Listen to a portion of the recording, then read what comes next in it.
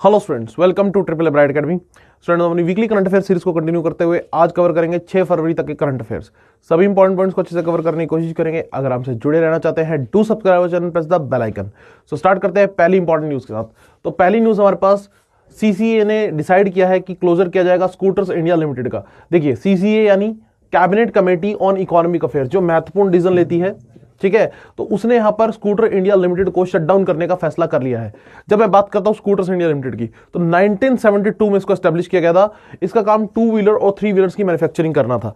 तो अब स्टार्टिंग में देखिएगा कि गवर्नमेंट व्हीकल्स की मैन्युफैक्चरिंग भी खुद किया करती थी। अगर आपने एचएमटी का नाम सुना हो, हिंदुस्तान मशीन टूल्स, तो गवर्नमेंट ट्रैक्टर तक की मैन्युफैक्चरिंग खुद कर रही थी। तो यहां पर आपको ताज्जुब नहीं होना चाहिए कि स्कूटर्स इंडिया लिमिटेड नाम की एक एंटिटी भी काम करती थी। और इसकी बहुत फेमस स्कूटर्स थी, जैसे लैम्ब्रेटा, लैम्बे, विजय, विक्रम और लैम्ब्रो। तो ये हमारे पास गवर्नमेंट ओन्ड एक एंटिटी हुआ करती थी, जो कि 1997 से डिसकंटिन्यू हमारे पास कर चुकी है 2 व्हीलर्स मैन्युफैक्चरिंग। तो इसका हेडक्वार्टर कहां था, कहां से काम करती थी? लखनऊ, उत्तर प्रदेश से। तो इस एंटिटी को गवर्नमेंट ने अब शट डाउन करने का फैसला कर लिया है। तो पेपर पॉइंट से अगर मैं बात करूं, आपने याद रखना कौन सी एंटिटी को गवर्नमेंट ने शट डाउन करने का फैसला किया, that is scooters India limited. लेकिन अभी भी 2 व्हीलर में अगर मैं बात करूं, वर्ल्ड में नंबर 1 कंट्री जो है वो इंडिया है 2 व्हीलर मैन्युफैक्चरिंग में। इवन हमारी एक सिंगल कंपनी हीरो मोटोकॉर्प की अगर मैं बात करूं, तो पूरे वर्ल्ड में 2 व्हीलर मैन्युफैक्चरिंग में ये वर्ल्ड की नंबर 1 कंपनी है। और वर्ल्ड शेयर इसका 46% है। वर्ल्ड में 40% 2 व्हीलर हमारे पास हीरो मोटोकॉर्प द्वारा ही बनाए जाते हैं, जिसके एमडी एंड सीईओ कौन है? पवन मुंजाल। लेकिन ओवर द पीरियड हम देख रहे हैं कि गवर्नमेंट अपनी इस तरह की जो मैन्युफैक्चरिंग एंटिटीज है उनको लगातार क्लोज करती जा रही है। और सिर्फ यही नहीं, सिर्फ छोटी कंपनीज नहीं, बड़ी कंपनीज को भी गवर्नमेंट धीरे धीरे क्या करने जा रही है, वहां से अपनी डिसइन्वेस्टमेंट करते जा रही है और उनको प्राइवेट हाथों में सौंपती जा रही है। लाइक टेक द एग्जांपल, अगर आपने इस बजट में डिक्लेरेशन सुनी हो, तो गवर्नमेंट एक महारत्ना कंपनी को इस साल सेल करने जा रही है। महारत्ना कंपनी जो सबसे बड़ी लेवल की गवर्नमेंट कंपनीज होती हैं। तो मेरा क्वेश्चन उसी से रिलेटेड है, इस बजट में गवर्नमेंट ने किस महारत्ना स्टेटस कंपनी को सेल करने की बात की है? उसमें अपना जो स्टेक है उसको बेचने की बात की। जल्दी से कमेंट सेक्शन में कमेंट करके बताइए।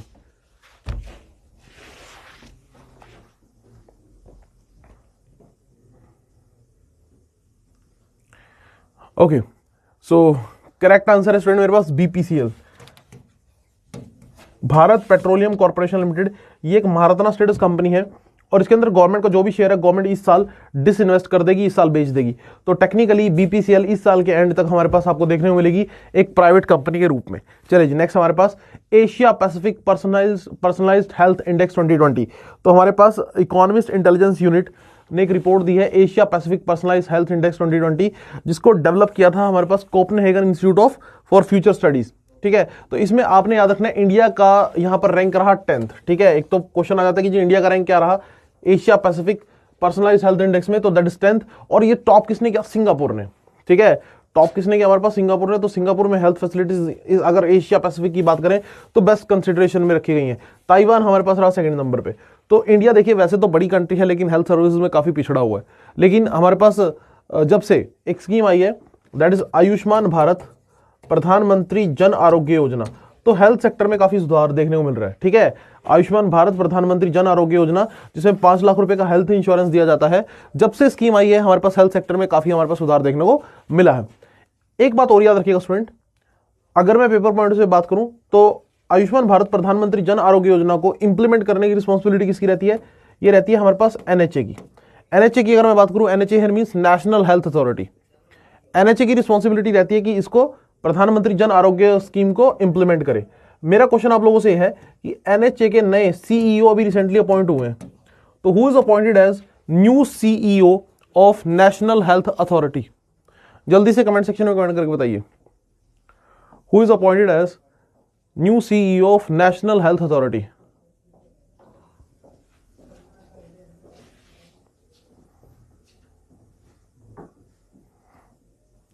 तो करेक्ट आंसर स्टूडेंट मेरे पास आर एस शर्मा। जी हाँ, करेक्ट आंसर याद रखिएगा, करेक्ट आंसर है मेरे पास आर एस शर्मा, राम सेवक शर्मा। और ये हमारे पास एक सीनियर ब्यूरोक्रेट हैं भारत के, तो इनको अभी अपॉइंट किया गया है the new CEO of National Health Authority. Next हमारे पास 3rd batch of 3 Rafale aircraft. देखिए, तीसरा बैच रफेल फाइटर एयरक्राफ्ट का आ चुका है, जिसमें 3 एयरक्राफ्ट और हमारे पास इंडियन बेड़े में शामिल हो गए हैं, इंडियन एयरफोर्स के बेड़े में। देखिए, टोटल हमने इंडियन एयरफोर्स ने ऑर्डर किए थे 36 रफेल एयरक्राफ्ट, 36 वॉर प्लेन्स, किससे? डसो एविएशन से। ठीक है, तो आपको पता ही होगा कि हमारे पास फ्रांस की डसो एविएशन इसको बनाने का काम करती है। कंपनी का नाम याद रखिएगा, इंपॉर्टेंट है, फ्रांस की कंपनी है डसो एविएशन। तो 36 राफेल का ऑर्डर दिया गया था, जिसके लिए इंडिया ने पे करने की बात की थी 59,000 करोड़ ऑलमोस्ट, ठीक है। और एक बात और याद रखिएगा, हमारे पास मैंने आपको पहले बताया कि जो राफेल फाइटर प्लेन है 2 जगह पे स्टेशन किए जाएंगे, अंबाला और हाशिमारा। इसके अलावा स्टूडेंट याद रखिएगा कि डसो एविएशन एक और प्लेन बनाती है, मिराज 2000 जो फाइटर प्लेन है वो भी डसोल्ट का बनाया हुआ एक फाइटर प्लेन है, जिसको ऑलरेडी इंडियन एयरफोर्स यूज कर रही है। तो 7,000 किलोमीटर हमारे पास नॉन स्टॉप फ्लाइट लेकर हमारे पास ये 3rd बैच है जो इंडिया पहुंचा है। और एयर टू एयर रिफ्यूलिंग इसमें हुई थी। अगर हम बात करें यूएई में, यूनाइटेड अरब एमिरेट्स में एयर टू एयर रिफ्यूलिंग यहां पर हुई।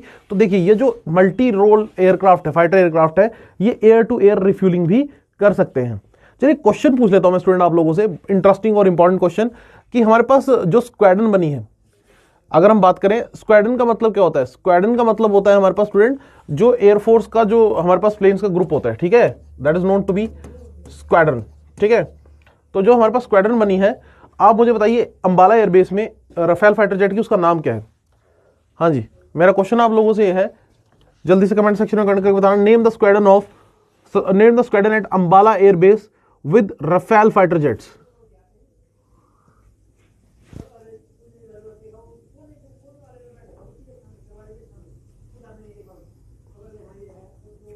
Name the squadron at Ambala airbase with Rafale fighter jet. तो देखिए स्टूडेंट, यहां पर थोड़ा स्क्वाड्रन के स्पेलिंग में ठीक कर देता हूं। स्क्वाड्रन की अगर मैं बात करूं, कौन सी स्क्वाड्रन बनी है अंबाला एयरबेस पे विद राफेल फाइटर जेट्स, उसका नाम रखा गया स्टूडेंट गोल्डन एरोस। जी हां, गोल्डन एरो नाम से। तो याद रखिएगा जो अंबाला में हमारे पास स्क्वाड्रन बनी है, जिसके अंदर हमारे पास यूज किए जा रहे हैं राफेल फाइटर जेट, उसका नाम है गोल्डन एरो, ठीक है। तो ये एक अच्छा क्वेश्चन बन जाता है एग्जाम पॉइंट ऑफ व्यू से। और आपको बता दूं कि इंडिया ने राफेल फाइटर जेट के साथ साथ फ्रांस से ही इसके साथ इंटीग्रेट करने के लिए हैमर मिसाइल भी परचेज की है। ये भी याद रखना, फ्रांस से कौन सी मिसाइल इंडिया ने परचेज की है जो कि राफेल फाइटर जेट के साथ इंटीग्रेट होकर काम करेगी, उसका नाम है हैमर मिसाइल। ओके, तो ये भी एक अच्छा क्वेश्चन बन जाता है जो आप याद रखेंगे। नेक्स्ट हमारे पास कोविड परफॉर्मेंस इंडेक्स बाय लोई इंस्टीट्यूट। कोविड-19 जिसने पूरी दुनिया को अपनी चपेट में ले लिया था, तो उसको लेकर एक परफॉर्मेंस इंडेक्स आया है, डी कंस्ट्रक्टिंग पैंडेमिक रिस्पॉन्सेज, ठीक है। तो ऑस्ट्रेलिया बेस्ड एक लोई इंस्टीट्यूट ने इसको रिलीज किया है। इसमें इंडिया का रैंक बहुत पीछे रहा है स्टूडेंट, इंडिया का रैंक बहुत पीछे रहा है। आपको पता है कि भारत में बहुत से लोगों को अपनी जान गंवानी पड़ी। तो 86 रैंक इसका रहा है। और इस रैंक इंडेक्स को टॉप किसने किया है? न्यूजीलैंड ने। तो यहां पर रैंकिंग देख सकते हैं हमारे पास, और चाइना को इसमें एक्सक्लूड किया गया, ये भी याद रखिएगा, चाइना को इस रैंकिंग से एक्सक्लूड किया गया क्योंकि चाइना पब्लिक टेस्टिंग और जो रिपोर्ट्स है वो प्रॉपर्ली अवेलेबल नहीं कराता। टॉप 3 रैंकिंग को अगर हम देखें तो न्यूजीलैंड, वियतनाम एंड ताइवान, ठीक है। टॉप 3 रैंकिंग को अगर हम देखें तो हमारे पास न्यूजीलैंड, वियतनाम और ताइवान देखिए, और हमारे पास यहां भी एक अच्छी पोजीशन होल्ड कर रहा है। और इससे पहले भी हमने देखा कि ताइवान हर प्रॉब्लम को अच्छे से डील करता है। अगर हम इंडिया की बात करें तो स्टूडेंट इंडिया में वैक्सीनेशन शुरू हो चुकी है, और जैसा कि मैं बता चुका हूं, कोविशील्ड और कोवैक्सीन दो वैक्सीन जो है इंडिया में हमारे पास अप्रूव हो चुकी हैं, जिनको लोगों के लिए यूज भी किया जा रहा है, कोविशील्ड और कोवैक्सीन। चलिए मैं आपसे क्वेश्चन पूछ लेता हूं, इंडिया में वैक्सीनेशन ड्राइव जो है वो एक्जैक्टली कौन सी डेट से शुरू हुआ था? कोविड-19 का जो वैक्सीनेशन ड्राइव है वो इंडिया में एक्जैक्टली कौन सी डेट से शुरू हुआ था? जल्दी से कमेंट सेक्शन में कमेंट करके बताइए। इंडिया स्टार्टेड नेशनल लेवल कोविड-19 vaccination drive on which particular date?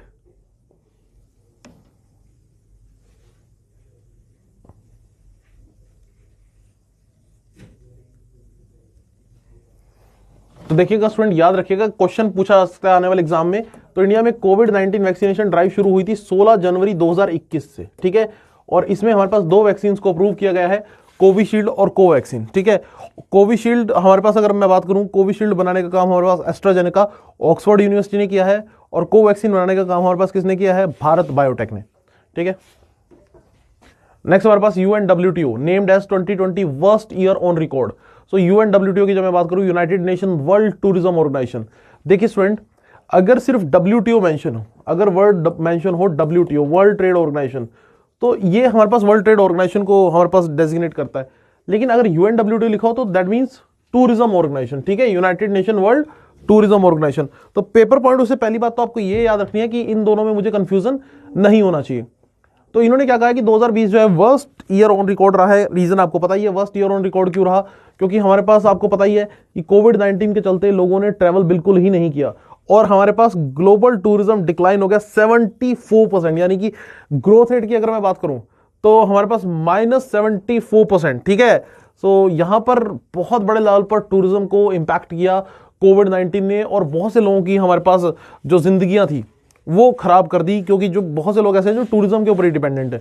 UNWTO की जब मैं बात करता हूं स्टूडेंट, ये एक इंपॉर्टेंट संस्था है और नाम से पता चल रहा है किसके साथ अलाइंड है, यूएन के साथ। ठीक है, तो ये हमारे पास संस्था कब से काम कर रही है, 1975 से।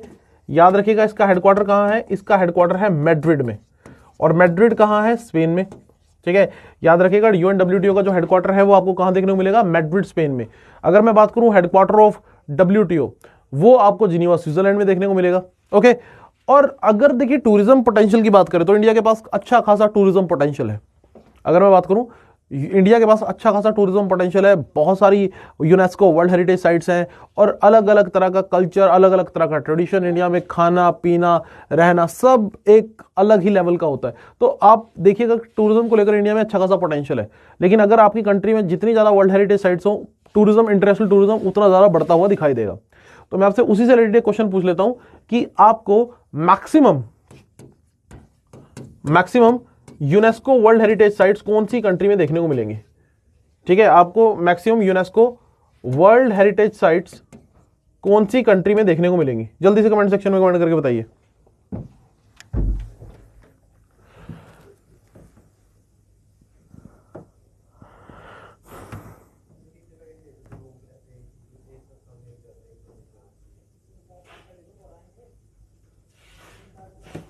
ओके, तो ये आपको देखने को मिलेंगे स्टूडेंट इटली में।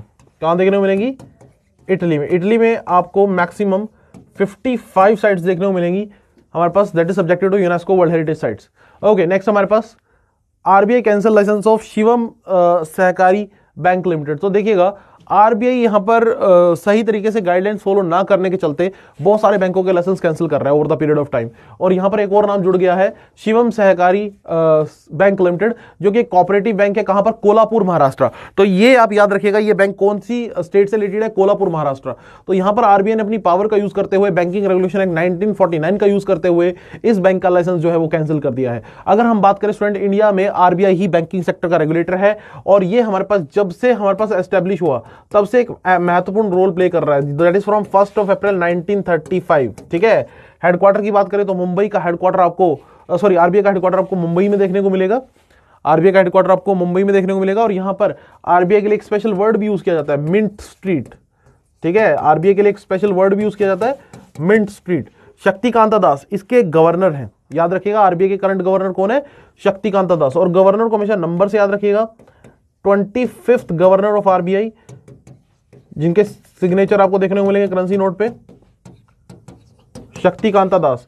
चलिए मैं एक इंटरेस्टिंग क्वेश्चन पूछता हूं। अभी मैं कोविड-19 की बात कर रहा था, कोविड-19 ने हर चीज को इंपैक्ट किया, तो बैंकिंग सेक्टर को भी इंपैक्ट किया है। बैंकिंग सेक्टर में हमारे पास क्या है, स्ट्रेस लोन बहुत ज्यादा बढ़ गए हैं। जो स्ट्रेस लोन है कोविड-19 की वजह से वो बहुत ज्यादा बढ़ गए हैं। तो यहां पर आरबीआई ने रिसेंटली कमेटी कंस्टिट्यूट की थी, उसी से रिलेटेड मैं आपसे क्वेश्चन पूछूंगा। RBI recently constituted which committee, RBI recently constituted which committee for the resolution of COVID-19 related stress loans, for the resolution related to COVID-19 stress loan। जो COVID-19 की वजह से स्ट्रेस लोन हुए हैं उनके ऊपर रेजोल्यूशन देने के लिए कौन सी कमेटी कंस्टिट्यूट की है?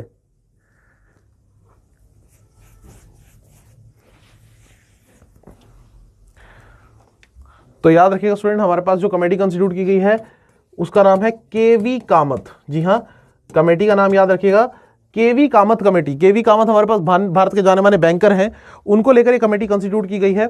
और इस कमेटी का अल्टीमेट ऑब्जेक्टिव हमारे पास क्या रहेगा स्टूडेंट, याद रखिएगा, इस कमेटी का ऑब्जेक्टिव रहेगा जो भारत में हमारे पास स्ट्रेस लोन्स जो हमारे पास बने हैं कोविड-19 की वजह से, उनको कहीं ना कहीं हैंडल करना, उनको कहीं ना कहीं मैनेज करना। तो ये क्वेश्चन हमारे पास इंपॉर्टेंट हो जाता है जो एग्जाम पॉइंट ऑफ व्यू से, और आप याद रखेंगे इस चीज को। चलिए आगे चलते हैं। नेक्स्ट हमारे पास नेक्स्ट न्यूज की तरफ चलते हैं। नेक्स्ट न्यूज है हमारे पास ब्रांड फाइनेंस ग्लोबल 500 2021। तो हमारे पास आप देखिएगा कि most valuable and strongest global brands को लेकर एक रिपोर्ट आई है।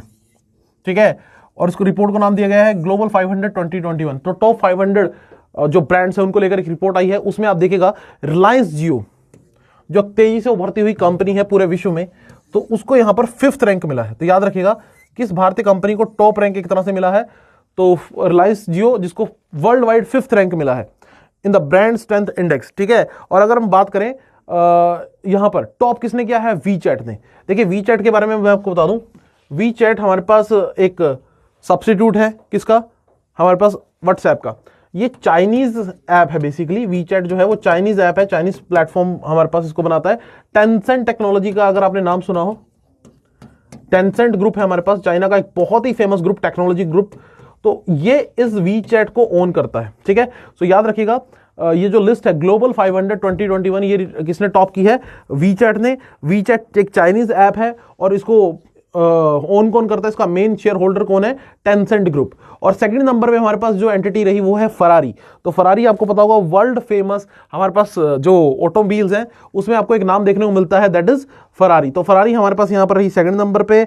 और हमारे पास अगर मैं बात करूं तो ये रहा हमारे पास जो जियो है वो रहा 5th नंबर पे, ठीक है। चलिए जी आगे चलते हैं।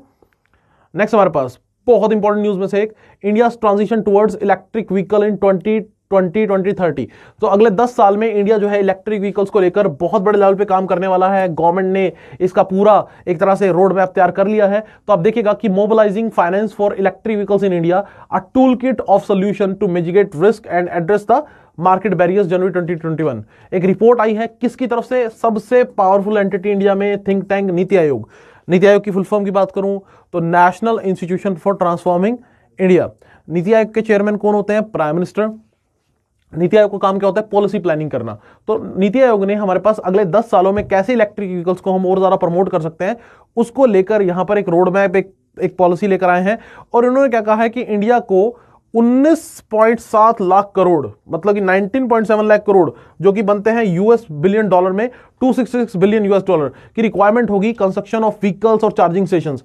भारत को काफी सारे चार्जिंग स्टेशंस बनाने पड़ेंगे, इलेक्ट्रिक व्हीकल्स बनाने पड़ेंगे। और अगर हम बात करें अभी जो हमारे पास पीएलआई स्कीम आई है बजट में, प्रोडक्ट लिंक्ड इंसेंटिव स्कीम, याद रखिएगा production linked incentive scheme, my apologies, PLI का मतलब प्रोडक्शन लिंक्ड इंसेंटिव स्कीम आई है हमारे पास और इसमें बजट में, और इसमें 18,100 करोड़ हमारे पास advance chemistry cell battery sector के लिए एलोकेट किए गए हैं कि हमारे पास जो सेल बैटरी है, बेसिकली जो बैटरी है उसको कैसे हम इंप्रूव कर सकें ताकि इलेक्ट्रिक व्हीकल्स में उसका एक्सटेंसिवली यूज हो सके। देखिए कोई भी इलेक्ट्रिक व्हीकल है तो उसमें सबसे इंपॉर्टेंट पार्ट क्या होता है, उसकी बैटरी, क्योंकि उसमें चार्ज होना है और उससे मोटर चलेगी और उसी से व्हीकल आपका चल पाएगा। तो यहां पर आप देखिएगा कि advance chemistry cell battery sector को ऊपर उठाने के लिए हमारे पास जो गवर्नमेंट है उसने बजट में इस बार एलोकेशन किया है 18,100 करोड़ का।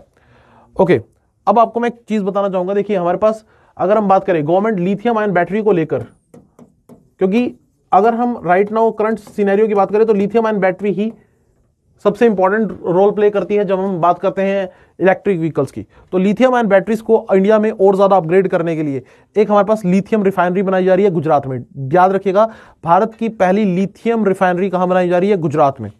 और बहुत बड़े लेवल पे काम चल रहा है हमारे पास, कई सारी कंट्रीज जैसे कि जो हमारे पास साउथ अमेरिका साइड है जैसे बोलीविया है और बाकी कंट्रीज है, उनके साथ ये डील करने की कोशिश कर रहे हैं कि वहां से हम लिथियम को इंपोर्ट कर सके, वहां से लिथियम को खरीद सके।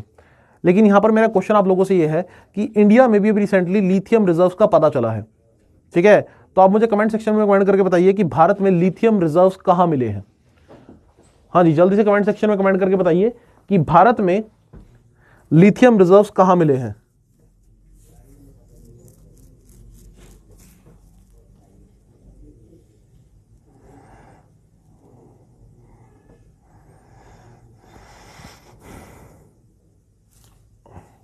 ओके, याद रखिएगा स्टूडेंट, भारत में लिथियम रिजर्व भी हाल ही के दिनों में मिले हैं और ये कहां मिले हैं, इन द मांडला डिस्ट्रिक्ट, मांडला डिस्ट्रिक्ट, और ये कहां पर है, कर्नाटक में। याद रखिएगा मांडला डिस्ट्रिक्ट ऑफ कर्नाटक में रिसेंटली हमें मिले हैं यहां पर बहुत बड़े लेवल पर लिथियम रिजर्व्स, ठीक है। और इसकी खोज किसने की है, department of atomic energy government of India के द्वारा, ठीक है। Department of atomic energy government of India, ठीक है।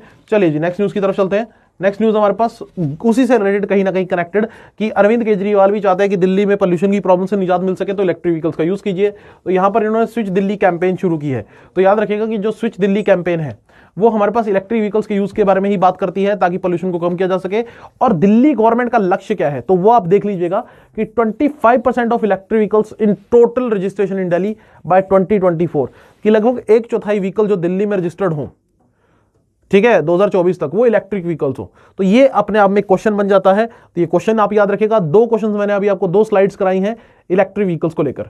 ओके, नेक्स्ट हमारे पास PHD double CI ICR rankings. तो यहां पर आप देखिएगा PHD chamber of commerce and industry, ठीक है, इंटरनेशनल इकोनॉमिक रिलायंस। तो इंडिया जो है वो सेकंड मोस्ट रेजिलियंस इकोनॉमी बनने जा रहा है 2021 में। जी हां, ऐसा उन्होंने बताया कि after the covid pandemic India जो है बहुत तेजी से अपनी इकोनॉमी को रिवाइव कर पाएगा, ठीक है, और हमारे पास सेकंड नंबर पर मोस्ट रेजिलियंस इकोनॉमी जो है वो 2021 में इंडिया होगा, ऐसा इस रिपोर्ट में कहा गया है। टॉप प्लेस किसने अचीव किया है? टॉप प्लेस अचीव किया है जर्मनी ने, और साउथ कोरिया यहां पर आप देखिएगा कि सेकंड नंबर पर रहा है, ठीक है। साउथ कोरिया जो है हमारे पास सेकंड नंबर पर रहा है। कितने इंडिकेटर्स का यूज किया गया यहां पर? 5 मैक्रो इकोनॉमिक इंडिकेटर्स का यूज किया गया है। तो ये छोटा सा एक क्वेश्चन अगर पेपर में आया तो सीधा सीधा रैंकिंग्स आपसे पूछी जाएगी, इसमें और कोई ज्यादा टिपिकल क्वेश्चन बनने के चांस नहीं है। नेक्स्ट हमारे पास अगर हम बात करें सैयद मुश्ताक अली T20 कंपटीशन, तो बीसीसीआई द्वारा हर साल स्टूडेंट आपको मैं बता दूं कि एक इंपॉर्टेंट टूर्नामेंट हमारे पास कंडक्ट कराया जाता है, जिसके बारे में अगर हम बात करें तो वो है हमारे पास सैयद मुश्ताक अली T20 कंपटीशन। आजकल T20 का दौर आ चुका है, तो T20 को लेकर कंपटीशन। सैयद मुश्ताक अली भारत के जाने माने टेस्ट क्रिकेटर थे, उनके नाम पर ये ट्रॉफी रखी गई है। तो इस बार की ट्रॉफी किसने जीती है?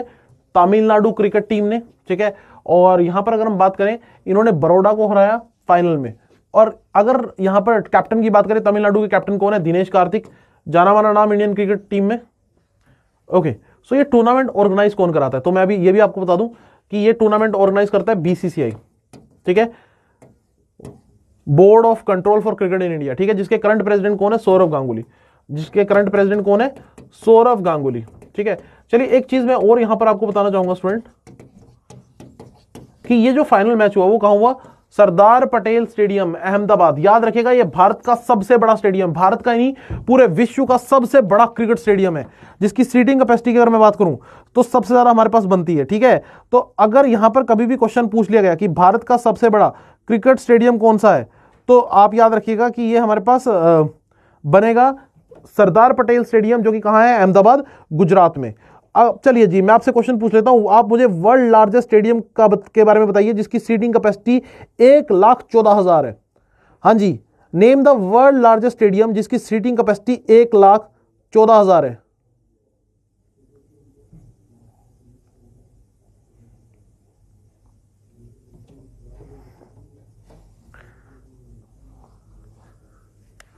ओके, याद रखिएगा स्टूडेंट, वर्ल्ड का जो सबसे बड़ा स्टेडियम है उसका नाम है रनग्रेडो मेडे स्टेडियम, ठीक है। सीटिंग कैपेसिटी के मामले में ये वर्ल्ड का सबसे बड़ा स्टेडियम है, सीटिंग कैपेसिटी के मामले में, ठीक है। और ये एक ऐसी कंट्री में देखने को मिलेगा जहां पर स्पेक्टेटर्स होते भी नहीं है, दैट इज नॉर्थ कोरिया, ठीक है। ये वर्ल्ड का सबसे बड़ा स्टेडियम है in terms of seating capacity, ठीक है, रनग्रेडो मेडे स्टेडियम, जो कि कहां मिलेगा आपको? नॉर्थ कोरिया में। और भारत का सबसे बड़ा stadium in terms of seating capacity right now Sardar Patel stadium है, जो कि कहां है? अहमदाबाद, गुजरात में। और भारत का सबसे बड़ा क्रिकेट स्टेडियम भी यही है। नेक्स्ट हमारे पास new president of Asian cricket council. देखिए क्रिकेट से रिलेटेड एक और न्यूज आपको देखने को मिल गई कि जय शाह, जो कि हमारे पास BCCI board of control for cricket in India के हमारे पास सेक्रेटरी थे, उनको अपॉइंट किया गया है एशियन क्रिकेट काउंसिल का नया head. He is the new president of Asian cricket council. और ये देखिए याद रखिएगा कि ये हमारे पास यंगेस्ट एडमिनिस्ट्रेटर हैं जिनको प्रेसिडेंट अपॉइंट किया गया है एसीसी का। He is the youngest administrator to be appointed as president of ACC. देखिए अब आपको 2 क्वेश्चन याद रखने हैं। एक तो मैं ऑलरेडी आपको बता चुका हूं कि who is the president of BCCI, कि बीसीसीआई के प्रेसिडेंट कौन है? तो सौरव गांगुली। लेकिन अगर पेपर में आ गया कि बीसीसीआई के सेक्रेटरी कौन है, तो वो हमारे पास कौन है? वो हमारे पास जय शाह है। बीसीसीआई का हेडक्वार्टर आपको देखने को मिलेगा मुंबई में, वानखेड़े स्टेडियम इनका मेन हमारे पास सेंटर है। जी हाँ, याद रखिएगा बीसीसीआई का मेन सेंटर बनता है वानखेड़े स्टेडियम, जो कि आपको कहां देखने को मिलेगा? मुंबई में। चलिए मैं आपसे क्वेश्चन पूछ लेता हूं, बार बार बीसीसीआई की बात हो रही है, तो बीसीसीआई की फॉर्मेशन कब हुई थी? जरा जल्दी से कमेंट सेक्शन में कमेंट करके बता दीजिए। Formation year of BCCI, board of control for cricket in India, board of control for cricket in India.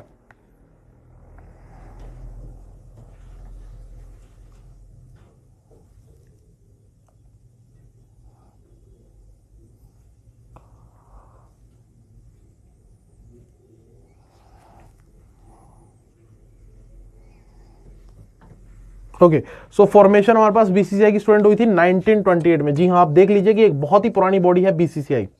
Okay, next हमारे पास एक बुक आई है student, yes man the untold story of Rana Kapoor. ये कौन है राणा कपूर? अगर मैं राणा कपूर की बात करूं, ये वही पर्सन है जिन्होंने यस बैंक को एस्टैब्लिश किया था, जो एक समय पे भारत का लीडिंग प्राइवेट बैंक हुआ करता था, लेकिन बाद में क्या पता चला कि यहां पर बहुत बड़े लेवल पर स्कैम हुआ है, यस बैंक में बहुत बड़े लेवल का स्कैम हुआ है। तो ये बुक किसने लिखी है? पवन सी लाल ने, ठीक है। और बुक का नाम है yes man the untold story of Rana Kapoor, जिसमें उन्होंने भारत के सबसे बड़े बैंकिंग सेक्टर के एक स्कैम के बारे में बात की है, ठीक है। सो यहां पर आप समझने की कोशिश कीजिएगा कि 2004 में हमारे पास यस बैंक की स्थापना हुई। यस बैंक की जब मैं बात करता हूं तो ये हमारे पास एस्टैब्लिश हुआ 2004 में। फिर हमारे पास फ्रॉड के चलते राणा कपूर इसको लीड कर रहे थे, राणा कपूर को यहां से हटा दिया गया। अभी अगर हम बात करें तो सुनील मेहता, जी हां याद रखिएगा, Sunil Mehta is the current chairman of Yes bank. जी हां याद रखिएगा, who is the current chairman of Yes bank? Sunil Mehta. और जब ये बैंक में प्रॉब्लम आई तो आपको मैं ये भी बता दूं कि 30% हमारे पास अभी भी इसमें इन्वेस्टमेंट है, किसकी? एसबीआई की। स्टेट बैंक ऑफ इंडिया ने इसमें भारी भरकम इन्वेस्टमेंट की और अभी भी राइट नाउ एसबीआई के 30% शेयर आपको देखने को मिलेंगे। कहां पर? यस बैंक में। क्योंकि जब यस बैंक के साथ इतनी बड़ी प्रॉब्लम आई तो इंडिया में हमारे पास फाइनेंशियल अनस्टेबिलिटी हो सकती थी, तो उस समय हमारे पास आरबीआई के संज्ञान पर, आरबीआई के कहने पर स्टेट बैंक ऑफ इंडिया और कई सारी एंटिटीज ने हमारे पास इन्वेस्टमेंट की और उसमें से आपको एक एसबीआई मेन इन्वेस्टर देखने को मिलेगा, जिसका आज भी यस बैंक में 30% शेयर है। तो याद रखिएगा कि हमारे पास किस बैंक का 30% शेयर आपको देखने को मिलेगा यस बैंक में, तो वो है स्टेट बैंक ऑफ इंडिया। जी हां याद रखिएगा, that is state bank of India. चलिए जी आगे चलते हैं, नेक्स्ट न्यूज की तरफ चलते हैं। India international silk fair. तो हमारे पास देखिएगा स्टूडेंट, हमारे पास union minister of women and child development and textile Smriti Irani ने इंडिया का बिगेस्ट टेक्सटाइल और सिल्क फेयर इनोग्रेट किया, ठीक है। और अब यहां पर समझिएगा कि जब मैं बात करता हूं सिल्क की, तो इंडिया वर्ल्ड में second largest silk producing country है। जी हां, second largest silk producing country in the world, ठीक है। तो फर्स्ट नंबर पे है चाइना। तो पेपर में अगर कभी क्वेश्चन आ गया कि वर्ल्ड में लीडिंग सिल्क प्रोड्यूसिंग कंट्री कौन है, तो चाइना। इंडिया का रैंक है सेकंड। सो यहां पर आप देखिएगा कि इसको ऑर्गेनाइज किसने किया? India silk export and promotion council ने। और देखिएगा स्टूडेंट कि हमारे पास इंडिया में 4 वैरायटीज का, जो वर्ल्ड की टॉप 4 वैरायटीज हैं, वो सब सिल्क मिलता है। सबसे ज्यादा सिल्क इंडिया में जो मिलता है वो मलबरी है, ठीक है, फिर इरी, तसर, ठीक है, और मुगा। ये हमारे पास सिल्क की टाइप्स हैं जो इंडिया में मिलती है। सिल्क की प्रोडक्शन को हम बोलते हैं सेरीकल्चर, याद रखिएगा, सिल्क की प्रोडक्शन को हम क्या बोलते हैं? सेरीकल्चर। और भारत में मैक्सिमम सिल्क प्रोडक्शन किस स्टेट के द्वारा की जाती है? That is by Karnataka. Do remember, maximum silk production is done by Karnataka. ये भी एक अच्छा क्वेश्चन बन जाता है। चलिए मैं आपसे क्वेश्चन पूछ लेता हूं जो ऑलरेडी कई सारे एग्जाम से पूछा गया है। भारत में पटोला सिल्क आपको किस राज्य में देखने को मिलेगा? भारत में कई राज्यों में अलग अलग टाइप की सिल्क देखने को मिलती है, तो पटोला सिल्क का जो संबंध है वो भारत के किस राज्य से है? जल्दी से कमेंट सेक्शन में कमेंट करके बताइए कि पटोला सिल्क का जो संबंध है भारत के किस राज्य से है।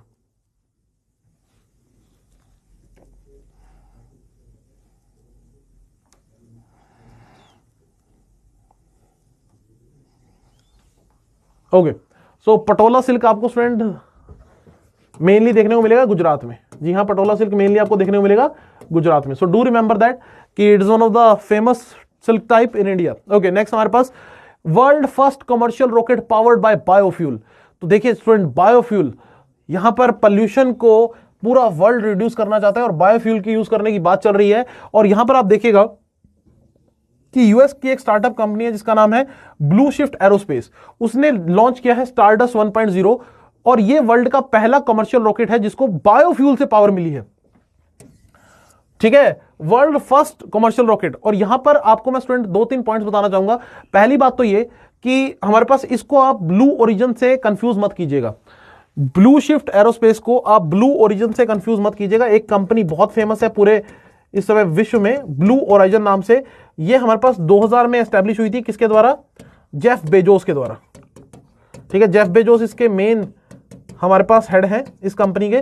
तो आप इसको कंफ्यूज मत कीजिएगा ब्लू शिफ्ट एरोस्पेस से। वो अलग कंपनी है और ये अलग कंपनी है। दोनों यूएस बेस्ड कंपनीज हैं जो स्पेस में डील कर रही हैं। दोनों यूएस बेस्ड कंपनी है जो स्पेस में डील कर रही हैं। अब देखिएगा कि इस बायोफ्यूल के जो हमारे पास रॉकेट है उसके अंदर नाइट्रस ऑक्साइड का यूज किया गया, bubble with oxygen as an oxidiser. Specially मैंने नाइट्रस ऑक्साइड को यहां पर हाईलाइट किया है क्योंकि इसको लेकर क्वेश्चन आ जाता है। नाइट्रस ऑक्साइड की मैं बात करूं N2O, तो ये हमारे पास कई जगहों पर मेडिकल पर्पस में भी यूज होती है। आप मुझे स्टूडेंट कमेंट सेक्शन में इसका कॉमन नेम बताइए कि what is the common name of nitrous oxide? जल्दी से कमेंट सेक्शन में कमेंट करके बताइए, what is the common name of nitrous oxide? Nitrous oxide का कॉमन नेम क्या है?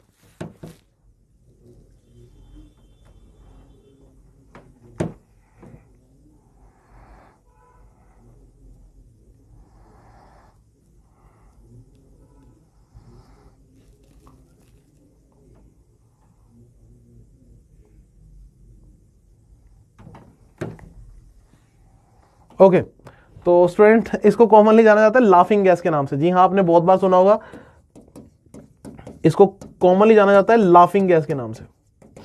चलिए जी ओके, नेक्स्ट न्यूज हमारे पास स्टूडेंट बुक आई है। बुक किसने लिखी है? The little book of encouragement. ठीक है, ये बुक लिखी किसके द्वारा गई है? दलाई लामा के द्वारा। जो 14 दलाई लामा है उनके द्वारा बेसिकली बुक लिखी गई है, the little book of encouragement. ठीक है, और इसको एडिट किसने किया है? रेणुका सिंह ने। और देखिए स्टूडेंट, अगर मैं दलाई लामा की बात करूं तो बहुत ही फेमस पर्सनालिटी है थ्रू आउट द वर्ल्ड, और इनको जो नाम आज की डेट में हम जिस नाम से जानते हैं वो है टेंजिन ग्यात्सो। ठीक है, टेंजिन ग्यात्सो। और स्टूडेंट आपको पता होगा तिब्बत की जब मैं बात करता हूं, तिब्बत के ऊपर किसने कब्जा किया हुआ है? चाइना ने कब्जा किया हुआ है, और इनकी एक मूवमेंट चल रही है कि तिब्बत को आजाद कराएं किसी ना किसी तरह। इसी वजह से इनको नोबेल पीस प्राइज भी मिल चुका है 1989 में। आपको स्टूडेंट पता होना चाहिए कि तिब्बत के लोगों ने अपनी एक गवर्नमेंट इन एग्जाइल की फॉर्मेशन की हुई है। याद रखिएगा, तिब्बत के लोगों ने हमारे पास गवर्नमेंट इन एग्जाइल की फॉर्मेशन की हुई है, और ये कहां से अपनी गवर्नमेंट को चलाते हैं? धर्मशाला उत्तराखंड, धर्मशाला हिमाचल प्रदेश से। ये अपनी गवर्नमेंट कहां से चलाते हैं? धर्मशाला हिमाचल प्रदेश से। ठीक है, तो यहां से अपनी गवर्नमेंट को ऑपरेट करते हैं दलाई लामा और जो इनकी तिब्बतन गवर्नमेंट है। देखिए अगर मैं बात करूं, आज की डेट में पूरा वर्ल्ड जो है कहीं ना कहीं दलाई लामा को जानता है और इनको इनके राइट्स दिलाने की बात करता है। जैसे कि अभी आपने देखा होगा, तिब्बत के लोगों की हेल्प करने के लिए अभी एक पॉलिसी आई थी, Tibetan policy and support act 2020। मैं बोर्ड पे लिख देता हूं, Tibetan policy and support act 2020, ताकि तिब्बत में जो नए हमारे पास दलाई लामा चुने जाए उसमें चाइना को कोई भी इंटरवीन ना रहे, कोई भी दखलंदाजी ना रहे, उसके लिए एक्ट आया था। आप मुझे बताइए किस कंट्री ने एक्ट पास किया है? जल्दी से कमेंट सेक्शन में कमेंट करके बताइए कि Tibetan policy and support act 2020 कौन सी कंट्री के द्वारा पास किया गया एक एक्ट है?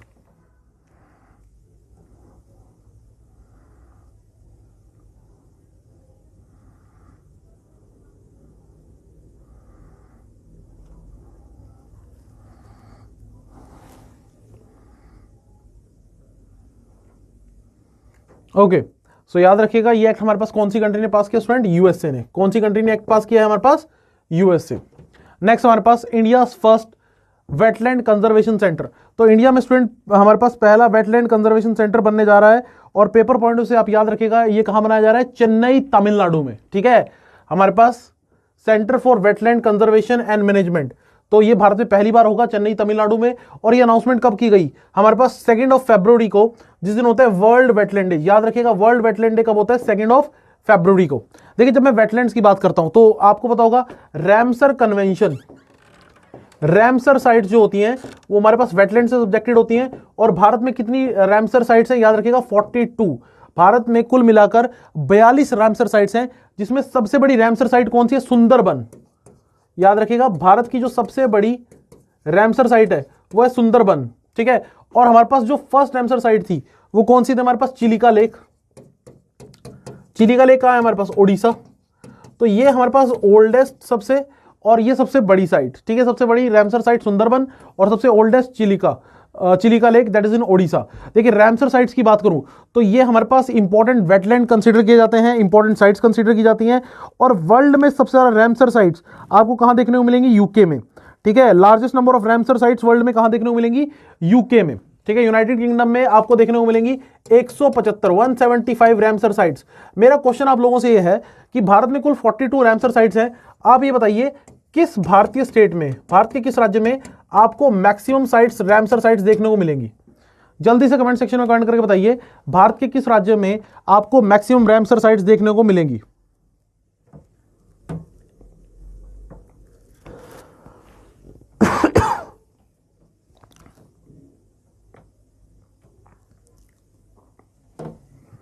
ओके, मैक्सिमम रैमसर साइट्स है स्टूडेंट यूपी में, और जो कि है 8। ठीक है, उत्तर प्रदेश में आपको 8 रैमसर साइट देखने को मिलेंगी, जो कि सबसे बड़ा नंबर है। नेक्स्ट हमारे पास सेकंड एक्सक्लूसिव एलसीए तेजस प्रोडक्शन प्लांट।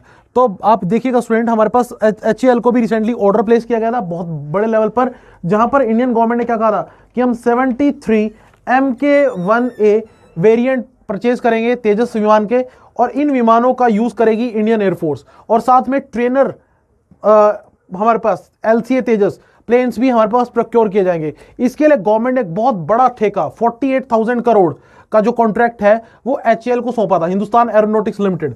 तो तेजस भारत का बनाया हुआ पहला इंडिजीनियस फाइटर एयरक्राफ्ट है, हल्का लड़ाकू विमान, लाइट कॉम्बैट एयरक्राफ्ट, इंडिया का पहला स्वदेशी तकनीक से निर्मित हल्का लड़ाकू विमान आपको देखने को मिलेगा, दैट इज एलसीए तेजस।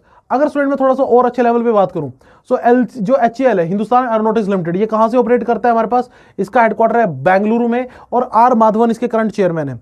इसके करंट चेयरमैन है आर माधवन।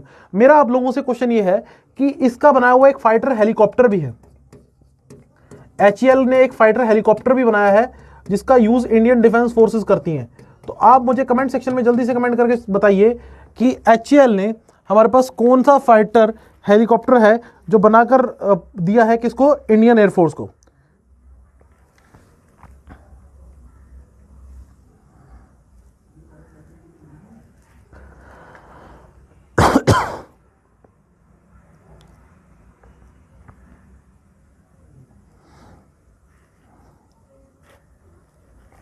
तो इंडिया का जो आर्म्ड हेलीकॉप्टर जिसको हमारे पास एचएएल ने बनाया है उसका नाम है एचएएल रुद्रा। जी हाँ, नाम याद रखेंगे, एचएएल रुद्रा। ये वो स्टूडेंट हेलीकॉप्टर है जिसको हमारी जो डिफेंस फोर्सेस हैं वो यूज करती हैं, और एक आर्म्ड हेलीकॉप्टर है, मिसाइल से लैस रहता है, और इसको डिफरेंट जगहों पर हमारे पास यूज किया जा सकता है। ठीक है, चलिए जी आगे चलते हैं हमारे पास। Next, India first amputee clinic, तो PGIMER that is post graduate institute of medical education and research, जो कि हमारे पास चंडीगढ़ में है। तो यहां पर भारत का पहला पीजीआई एम्पुटी क्लिनिक खोला जा रहा है। ये जो एम्पुटी क्लिनिक है इसकी इनॉग्रेशन खुद हमारे पास डायरेक्टर ऑफ पीजीआई ने की, जो कि डायरेक्टर ऑफ पीजीआई कौन है हमारे पास, जगत राम। ठीक है, डायरेक्टर ऑफ पीजीआई कौन है, जगत राम, उनके द्वारा ये इनॉग्रेशन हमारे पास की गई। और ये एम्पुटी क्लिनिक जो है वो हमारे पास नी स्कूल के रूप में भी काम करेगा। पीजीएमआईआर में जो हमारे पास ऐसे लोग हैं जिनका कोई अंग जो है वो उनका बॉडी से जा चुका है, उनकी हेल्प करने के लिए बेसिकली क्लिनिक बनाया जा रहा है। देखिए आपको मैं स्टूडेंट बात अगर यहाँ पर थोड़ा सा हमारे कॉन्स्टिट्यूशन के बारे में बात करूँ, तो article 41 of directive principle of state policy हमारे पास बात करता है relief of the disabled and unemployable. ठीक है, हमारे पास बात करता है relief of the disabled and unemployable people की। लेकिन डिसेबल्ड और जो पीपल होते हैं उनके लिए सबसे इंपॉर्टेंट जो एक्ट है, आप याद रखिएगा स्टूडेंट, सबसे इंपॉर्टेंट एक्ट हमारे पास आता है डिसेबिलिटी एक्ट 2016। जी हाँ, हमारे पास सबसे इंपॉर्टेंट एक्ट जो डिसेबल पर्संस के लिए है वो है डिसेबिलिटीज एक्ट 2016, जिसमें कुल 21 डिसेबिलिटीज की बात की गई है, जिन लोगों को यहां पर 21 डिसेबिलिटीज वाले लोगों को रिलैक्सेशन प्रोवाइड की जाती है। तो do remember that thing, that is important for example from the exam point of view कि डिसेबिलिटी एक्ट 2016 जो है वो इस चीज को लेकर डील करता है। ठीक है, और पीजीएमआईआर में हमारे पास जो पीजीआई चंडीगढ़ है वहां पर हमारे पास भारत का पहला जो एम्पुटी क्लिनिक है वो हमारे पास लॉन्च किया गया। तो do remember all this question, किसी भी एग्जाम में हमारे पास स्टूडेंट ये पूछे जा सकते हैं। ओके चलिए, अगर हॉस्पिटल को लेकर बात हो रही है तो मैं क्वेश्चन आपसे पूछ लेता हूं। अगर हम बात करें, पीजीआई इंडिया का लीडिंग हॉस्पिटल में से एक है, लीडिंग हमारे पास पोस्ट ग्रेजुएट इंस्टीट्यूट है जहां पर आप मेडिकल एजुकेशन अचीव कर सकते हैं। तो भारत में सबसे पुराने मेडिकल कॉलेज में से एक कॉलेज कंसिडर किया जाता है medical college and hospital Kolkata. ठीक है, भारत के सबसे पुराने मेडिकल कॉलेज और हॉस्पिटल्स में से एक कॉलेज कंसिडर किया जाता है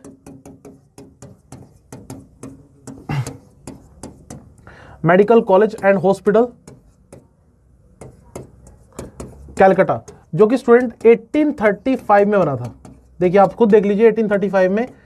तो आप मुझे कमेंट सेक्शन में कमेंट करके बताइए कि ये किस वॉइसरॉय के टाइम पर हमारे पास बनाया गया था, सॉरी किस गवर्नर जनरल ऑफ इंडिया के टाइम पे, माय अपोलॉजीज, किस गवर्नर जनरल ऑफ इंडिया के टाइम पर इस हॉस्पिटल को, medical college and hospital Calcutta को एस्टैब्लिश किया गया था। जल्दी से कमेंट सेक्शन में कमेंट करके बताइए।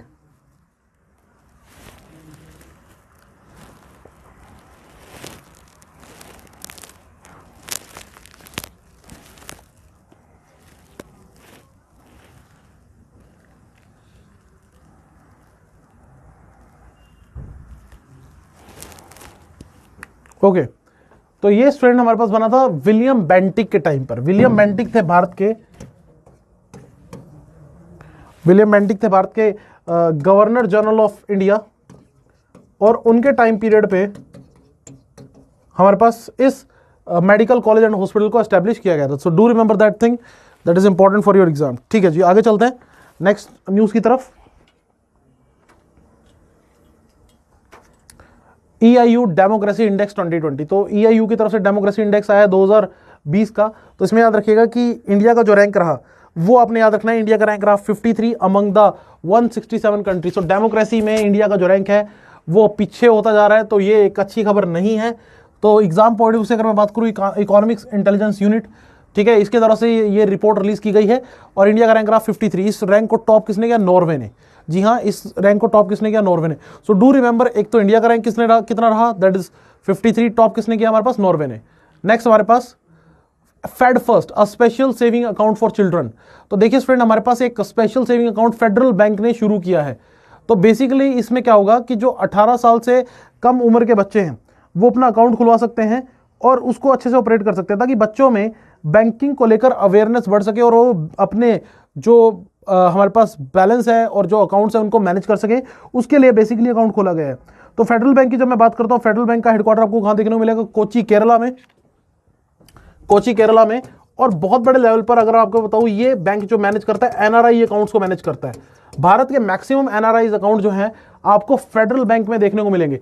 तो इसी वजह से आपको एक चीज और मैं बता दूं कि बहुत बड़े लेवल पर रेमिटेंसेस जो हैं वो भी आपको कहां देखने को मिलेंगी? रेमिटेंसेस का एक बहुत बड़ा नंबर जो भारत में पहुंचता है वो भी आपको फेडरल बैंक के थ्रू देखने को मिलेगा। तो जितना भी बैंकिंग सेक्टर है, ऑल दो उसको कौन कंट्रोल करता है? वो हमारे पास banking sector is control by RBI, जैसा कि आप जानते होंगे। और रेमिटेंसेस को लेकर हर साल रिपोर्ट आती है जो कि इंपॉर्टेंट रहती है। अभी हमारे पास जल्दी ही आपको रेमिटेंसेस के ऊपर वर्ल्ड बैंक की एक रिपोर्ट देखने को मिलेगी, जिसमें वर्ल्ड बैंक ये बताएगा कि कौन सी कंट्री ने कितने बड़े लेवल पर रेमिटेंसेस को अटेन किया है। नेक्स्ट हमारे पास ऑक्सफोर्ड हिंदी वर्ड ऑफ 2020। तो ऑक्सफोर्ड ने हमारे पास आत्मनिर्भर भारत और सेल्फ रिलायंस, जो कि इस बार कोविड-19 के दौरान बहुत बार ये वर्ड आपको देखने को मिला होगा, गवर्नमेंट की तरफ से लगातार ये वर्ड जो है बार बार यूज किया गया। तो इस वर्ड को हमारे पास डिक्लेयर किया गया है as word of the year 2020। ठीक है, तो सीधा सीधा क्वेश्चन स्टूडेंट, ऑक्सफोर्ड ने किस हिंदी वर्ड को word of the year declare किया गया है? So that is Atmanirbhar Bharat. Okay, next, Jeff Bezos to step down as CEO of Amazon. देखिए, जेफ बेजोस ने बहुत बड़ी अनाउंसमेंट की है, क्योंकि राइट नाउ जो अमेजन है वो विश्व की टॉप कंपनीज में से एक है। तो जेफ बेजोस, जो कि अभी तक अमेजन के CEO हैं, उन्होंने अनाउंसमेंट कर दिया कि वो स्टेप डाउन करेंगे अक्टूबर 2021 में, और एंडी जेसी, ठीक है, एंडी जेसी इनकी जगह ले लेंगे, ये बनेंगे न्यू CEO ऑफ अमेजन। अभी तक ये हमारे पास अमेजन वेब सर्विसेज को और क्लाउड कंप्यूटिंग को डील कर रहे हैं, तो ये नए CEO बनेंगे। जेफ बेजोस जो है वो हमारे पास एग्जीक्यूटिव चेयर और रहेंगे अमेजॉन बोर्ड ऑफ डायरेक्टर में। देखिए, आपको मैं बताना चाहूंगा स्टूडेंट, ऐसा बहुत जगह आपको देखने को मिलेगा। लाइक अगर हम बात करें वर्ल्ड की दूसरी एक बहुत बड़ी कंपनी ई कॉमर्स से रिलेटेड, अलीबाबा, जो चाइना की ई कॉमर्स की टेक जायंट है, तो यहां पर आपको पता होना चाहिए कि जैक मा ने इस कंपनी को हमारे पास खुद फॉर्म किया था और खुद काफी टाइम तक CEO थे। लेकिन कुछ समय बाद, अभी कुछ समय पहले इन्होंने क्या किया कि CEO की पोजीशन छोड़ते हुए हमारे पास डैनियल ज़हैंग को, याद रखिएगा, डैनियल ज़हैंग को नया CEO नियुक्त कर दिया, किसका? अलीबाबा का। सो डू रिमेंबर दैट अलीबाबा के नए CEO हमारे पास। स्टूडेंट्स, आप मुझे कमेंट सेक्शन में कमेंट करके बताइए कि where is the headquarter of Amazon. Amazon company जो US की बिग टेक कंपनीज में से एक है, इसका हेडक्वार्टर आपको कहां देखने को मिलेगा? जल्दी से कमेंट सेक्शन में कमेंट करके बताइए।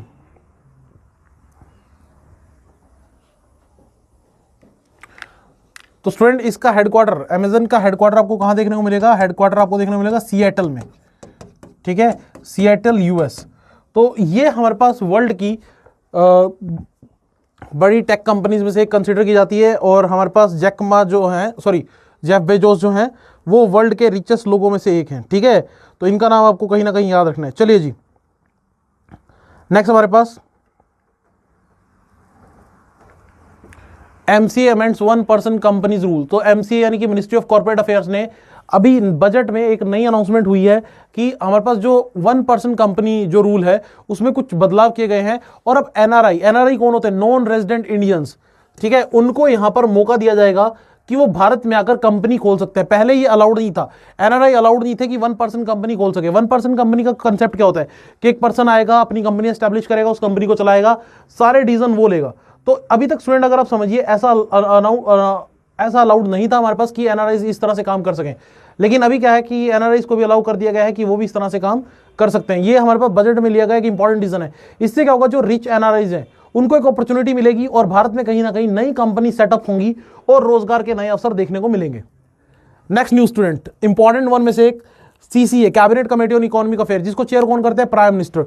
उन्होंने अप्रूवल कर दिया है कि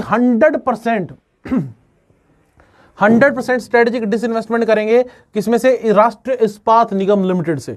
तो राष्ट्रीय इस्पात निगम लिमिटेड में गवर्नमेंट की जितनी भी शेयर होल्डिंग है, गवर्नमेंट के जितने भी शेयर्स हैं उनको सेल कर दिया जाएगा। ये गवर्नमेंट ने डिसीजन लिया है। देखिए, जो भी हमारे पास गवर्नमेंट डिसीजन लेती है तो याद रखिएगा उसमें डाइपैम, हमारे पास डिसइन्वेस्टमेंट में डाइपैम का अहम रोल रहता है।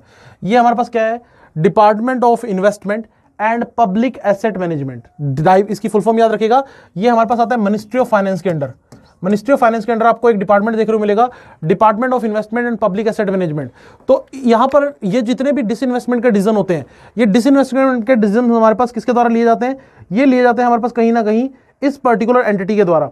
आपको स्टूडेंट मैं एक चीज और यहां पर समझाना चाहूंगा, इंपॉर्टेंट जो है कि इस बजट में हमारे पास गवर्नमेंट ने कई सारे ऑर्गेनाइजेशंस में अपनी जो इन्वेस्टमेंट है वो सेल करने का, वहां पर जो भी हमारे पास उनकी शेयर होल्डिंग है उसको सेल करने का टारगेट रखा है, जिसमें जैसे बीपीसीएल है, अभी कुछ देर पहले मैंने को बताया था, that is Bharat petroleum corporation limited, हमारे पास एयर इंडिया है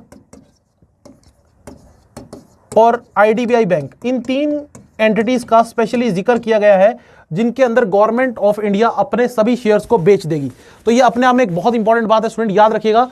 इन 3 एंटिटीज में भी गवर्नमेंट अपने शेयर होल्डिंग जो है वो बेचने जा रही है और अभी रिसेंटली अप्रूवल मिल चुका है 100% डिसइन्वेस्टमेंट इन राष्ट्रीय इस्पात निगम लिमिटेड। तो इस सारे क्वेश्चंस आपको याद रखने हैं कहीं ना कहीं। और डिसइन्वेस्टमेंट को लेकर कि किस कंपनी में डिसइन्वेस्टमेंट कितनी होनी चाहिए, डिसीजन कौन लेता है, हमारे पास ये particular department of investment and public asset management. अब मैं क्वेश्चन पूछ लेता हूं यूनियन बजट से सब्जेक्टेड। तो आप मुझे कमेंट सेक्शन में कमेंट करके बताइए कि इस साल के बजट में हमारे पास गवर्नमेंट ने कितनी डिसइन्वेस्टमेंट का टारगेट रखा है। इस साल के बजट में गवर्नमेंट ने डिसइन्वेस्टमेंट के थ्रू कितना पैसा हमारे पास इकट्ठा करने का टारगेट रखा है। डिसइन्वेस्टमेंट करके गवर्नमेंट कितना पैसा कमाएगी, जल्दी से कमेंट सेक्शन में कमेंट करके बताइए। टिल फर्स्ट हमारे पास इस फाइनेंशियल ईयर से तक, हाँ जी जल्दी से बताइए। फ्रॉम 1 अप्रैल 2021 के बाद की बात मैं कर रहा हूं।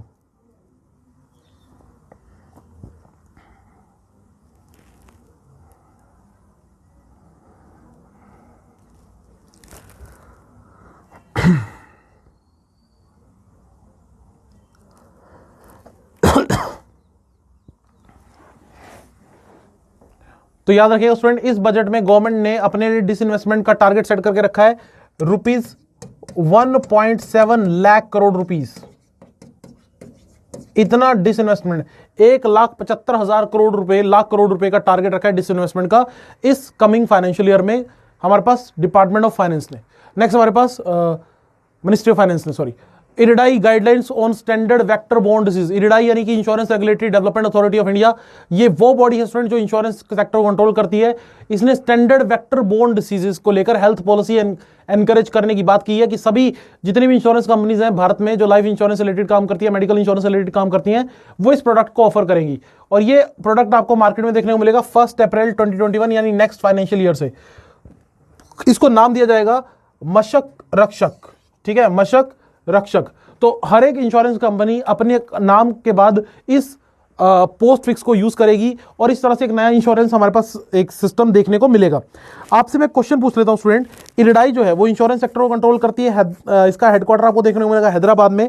इसने अभी रिसेंटली क्या कहा था कि भारत में indemnity based health insurance launch किया जाएगा। जी हाँ, मैं बोर्ड पे आपको लिखकर क्वेश्चन पूछ लेता हूं कि भारत में जल्द ही indemnity based health insurance launch किया जाएगा। आप मुझे कमेंट सेक्शन में कमेंट करके बताइए कि indemnity based health insurance launch करने के लिए इरिडाई ने कमेटी एस्टेब्लिश की है, उस कमेटी को लीड कौन कर रहे हैं कि भारत में indemnity based health insurance service launch की जाए। उसके लिए हमारे पास एक कमेटी कंस्टिट्यूट की गई रिसेंटली। आप जल्दी से कमेंट सेक्शन में उस कमेटी का नाम कमेंट करके बताइए।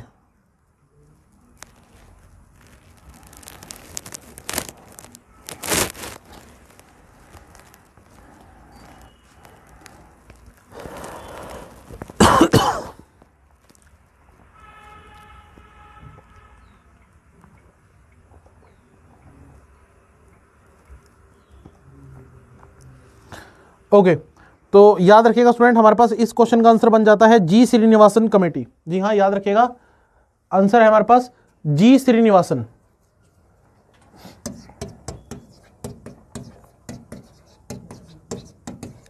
जी श्रीनिवासन कमेटी लीड करेगी भारत में कि भारत में जल्दी ही indemnity based health insurance services जो है वो स्टार्ट की जाए। तो ये अपने आप में एक इंपॉर्टेंट क्वेश्चन हमारे पास स्टूडेंट बन जाता है। चलिए जी आगे चलते हैं। Unified portal of Gobardhan scheme, देखिए यहां पर यूनियन मिनिस्ट्री ने लॉन्च की है हमारे पास एक पोर्टल का मतलब एक वेबसाइट, गोबर्धन स्कीम को लेकर। ये स्कीम ऑलरेडी स्टूडेंट पहले से ही ऑनगोइंग है। फुल फॉर्म याद रखिएगा, galvanising organic bio agri resources.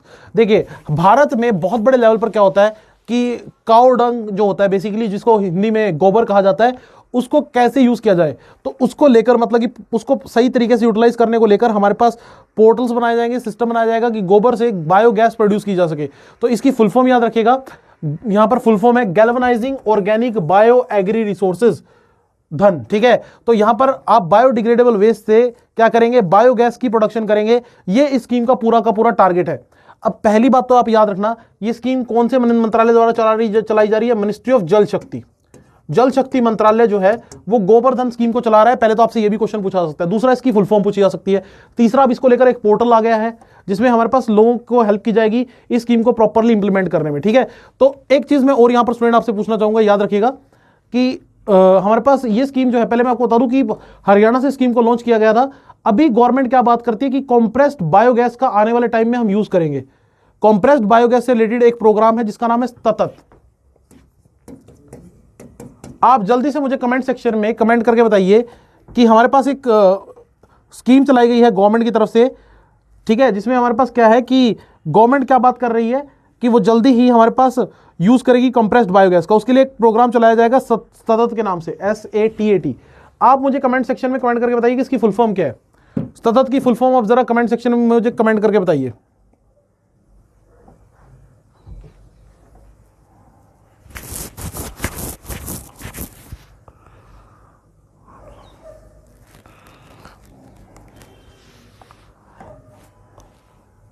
तो इसकी फुल फॉर्म है student sustainable alternative towards affordable transportation, जिसमें हम ट्रांसपोर्टेशन के लिए कंप्रेस्ड बायोगैस का यूज करेंगे। मैं फिर से रिपीट कर देता हूं, फुल फॉर्म है हमारे पास sustainable alternative towards affordable transportation. ठीक है, तो ये एक सिंपल सा क्वेश्चन हमारे पास बन जाता है एग्जाम पॉइंट ऑफ व्यू से। चलिए जी आगे चलते हैं। Combat KH-35E anti ship missile tested. देखिए यहां पर आप समझिएगा स्टूडेंट, हमारे पास इंडियन नेवी ने हमारे पास एक नई हमारे पास टेस्टिंग की है यहां पर किस चीज को लेकर, ट्रोपेक्स 21 जो हमारे पास एक्सरसाइज चल रही थी, ऑपरेशनल एक्सरसाइज 21, उसमें हमारे पास एक एंटी शिप मिसाइल को टेस्ट किया है जिसको नाम दिया गया है कॉम्बैट KH-35E। अब देखिए अगर मैं बात करूं, इसको लॉन्च करने के लिए हमारे पास यूज किया गया IL-38SD, जो कि हमारे पास एयरक्राफ्ट है जिसको डेवलप किया था सोवियत यूनियन ने। ये एयरक्राफ्ट आपको दिखाई दे रहा है, ये सोवियत यूनियन के द्वारा बनाया गया एयरक्राफ्ट है। ये भी याद रखिएगा, ये पेट्रोलिंग के लिए यूज होता है हमारे पास नेवी के द्वारा। IL-38SD सोवियत मेड एक एयरक्राफ्ट है। और ट्रोपेक्स 21 हमारी एक एक्सरसाइज है जिसमें हमारे पास एयरफोर्स और हमारे पास आर्मी और कोस्ट गार्ड मिलकर ये एक्सरसाइज परफॉर्म करते हैं। अल्टीमेट ऑब्जेक्टिव क्या रहता है कि इंडिया की जो मिलिट्री प्रिपेयरनेस है उसको काफी हद तक हमारे पास रेडी रखा जाए किसी भी प्रॉब्लम को टैकल करने के रिगार्डिंग। नेक्स्ट हमारे पास पोस्टल स्टैंप ऑन चोरा चोरी इंसिडेंट। देखिए स्टूडेंट, चोरा चोरी इंसिडेंट की जब मैं बात करता हूं तो हमारे पास आपको देखने को मिलेगा कि एक पोस्टल स्टैंप जारी की गई है क्योंकि 100 साल पूरे हुए हैं चोरा चोरी को इंसिडेंट को लेकर। तो आपको पता होना चाहिए कि हमारे पास एक मूवमेंट चलाई गई थी, नॉन कोऑपरेशन मूवमेंट। ठीक है, नॉन कोऑपरेशन मूवमेंट 1920 से 1922 तक ये मूवमेंट चली। और यहां पर आप देखिएगा कि इस मूवमेंट के दौरान एक इंसिडेंट आपको देखने को मिला, दैट इज चोरा चोरी इंसिडेंट। ठीक है, चोरा चोरी इंसिडेंट की जब मैं बात करता हूं तो यहां पर क्या था कि कुछ लोगों ने पुलिस स्टेशन में जाकर आग लगा दी थी। तो उसके चलते हमारे पास नॉन कोऑपरेशन मूवमेंट जो है उसको वापस ले लिया गया था गांधी जी के द्वारा। ठीक है, तो 1920 में हमारे पास इस मूवमेंट को चलाया गया था। ठीक है, सितंबर हमारे पास के अराउंड इस मूवमेंट को चलाया गया था। और ये हमारे पास मूवमेंट जो है वो हमारे पास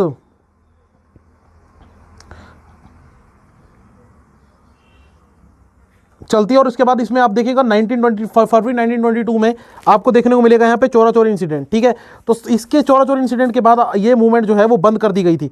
तो इंपॉर्टेंट स्टूडेंट ये चीज आप याद रखिएगा, चोरा चोरी इंसिडेंट का संबंध किससे है, नॉन कोऑपरेशन मूवमेंट से है। अब आपसे मैं क्वेश्चन पूछना चाहूंगा कि नॉन कोऑपरेशन मूवमेंट जो है, अगर हम बात करें तो इसमें हमारे पास एक पर्सन की डेथ हो जाती है जब ये मूवमेंट स्टार्ट होती है, एक बहुत बड़े फ्रीडम फाइटर की। तो क्रिस फ्रीडम फाइटर की डेथ हमारे पास देखने को मिलती है during the initial time period of non cooperation movement.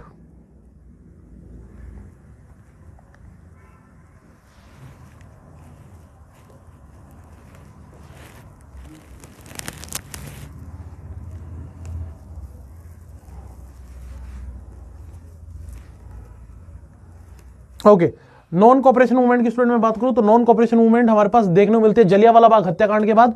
और यहां पर आपको बता दूं कि जब ये मूवमेंट शुरू होती है, ठीक है, तो अगस्त में हमारे पास एक बहुत ही हमारे freedom fighter, famous freedom fighter बाल गंगाधर तिलक की मृत्यु हो जाती है। ठीक है, बाल गंगाधर तिलक की हमारे पास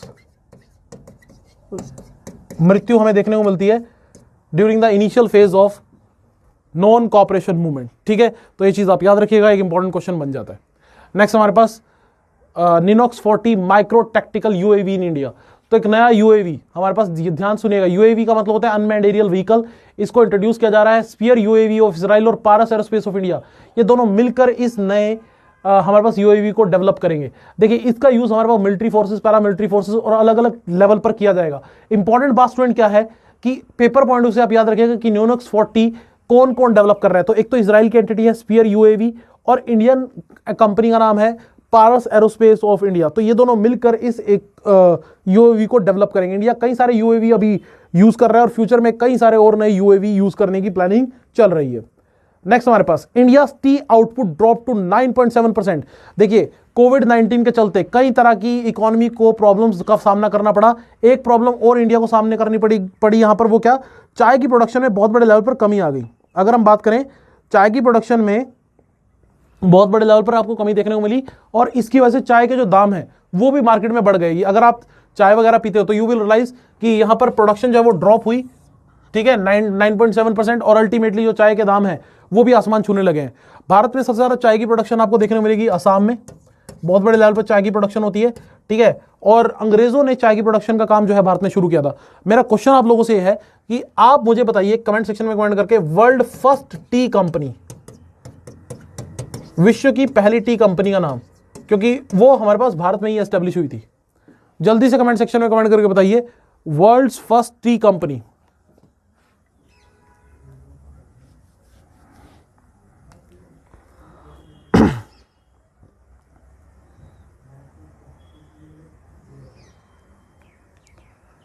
ओके, करेक्ट आंसर है असम कंपनी इंडिया लिमिटेड। जी हां, याद रखेंगे, असम कंपनी इंडिया लिमिटेड 1839 में कंपनी फुल फ्लेज काम करना शुरू कर देती है।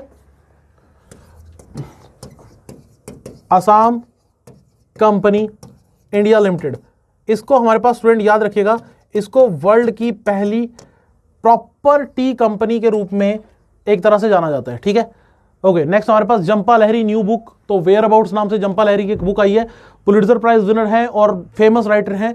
तो ऐसे राइटर्स को लेकर हमारे पास किसी भी एग्जाम में क्वेश्चन पूछा जा सकता है। तो इनकी जो डेब्यू बुक थी वो थी इंटरप्रेटर ऑफ मलाडीज। ठीक है, तो ये सारे के सारे जो बुक्स को लेकर क्वेश्चंस है वो आपको पता है किसी भी एग्जाम में पूछे जा सकते हैं। और जंपा लहरी इंडिया की फेमस राइटर, तो इनकी एक बुक आई है, इनका नया नोवेल आया है वेयर अबाउट, सीधा सीधा क्वेश्चन वो आप याद रखिएगा। Okay, last news for the day student, Assam में पहला हेलीपोर्ट आपको देखने को मिलेगा मजोली में। जी हां, असम में पहला हेलीपोर्ट आपको देखने को मिलेगा, फर्स्ट हेलीपोर्ट इन असम, कहां पर, मजोली में। अब मजोली खास क्यों है, ये वर्ल्ड का सबसे बड़ा रिवर आइलैंड है। ये आपको देखने को मिलेगा नियर बाय हमारे पास, अगर हम बात करें असम में, और ब्रह्मपुत्र की जो ट्रिब्यूटरीज है और ब्रह्मपुत्र रिवर, उनकी वजह से हमारे पास ये रिवर, जो रिवर आइलैंड है वो आपको देखने को मिलेगा। और यहां पर एक हेलीपोर्ट बनाया गया है। ये वर्ल्ड का सबसे बड़ा रिवर आइलैंड है और ये इंडिया की इकलौती रिवर डिस्ट्रिक्ट, आइलैंड डिस्ट्रिक्ट भी है, सॉरी, मतलब कि भारत में अगर मैं बात करूं अकेला ऐसा आइलैंड जिसको डिस्ट्रिक्ट का स्टेटस दिया हुआ है, तो वो आपको देखने को मिलेगा कहां पर, असम में। और ये रिवर आइलैंड किसकी वजह से बनता है, ब्रह्मपुत्र रिवर की वजह से। याद रखिएगा, ब्रह्मपुत्र रिवर की वजह से ये आइलैंड जो है उसकी फॉर्मेशन होती है। अगर मैं आपसे, चलो मैं आपसे क्वेश्चन ही पूछ लेता हूं, आप मुझे कमेंट सेक्शन में कमेंट करके बताइए student, largest island in the world. Comment section में कमेंट करके बताइए, largest island in the world, largest island in the world. Okay, largest island in the world student कौन सा है? याद रखिएगा, Greenland. Largest island in the world, Greenland. ठीक है, तो ये हमारे पास लार्जेस्ट आइलैंड, ये हमारे समुद्र के अंदर आपको देखने को मिलेगा। लेकिन रिवर के थ्रू जो वर्ल्ड का सबसे बड़ा आइलैंड है वो हमारे पास मजोली आइलैंड है, जो आपको कहां देखने को मिलेगा? वो देखने को मिलेगा आपको भारत में, और भारत में भी कहां पर? प्रॉपरली असम में। ओके, सो ये थी स्टूडेंट हमारे पास लास्ट वीक की इंपॉर्टेंट न्यूज। आशा करता हूं वो सब अच्छे समझ आया होगा। Thank you, have a nice day.